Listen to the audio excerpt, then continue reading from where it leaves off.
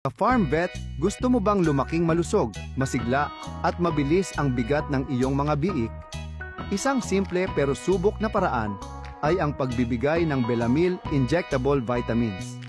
Pagdating ng 10 araw mula pagkakasilang, pwede nang turukan ang biik ng 0.5 ml ng Belamil. Ito ay makakatulong sa pagpapagana ng pagkain, paglakas ng resistensya, at mas mabilis na paglaki.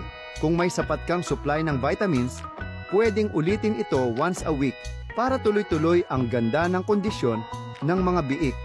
At bago sila iwean o ihiwalay sa inahin, lalo na sa edad na 25 hanggang 30 araw, pwede nang itaas ang dosage sa 1 mililitro.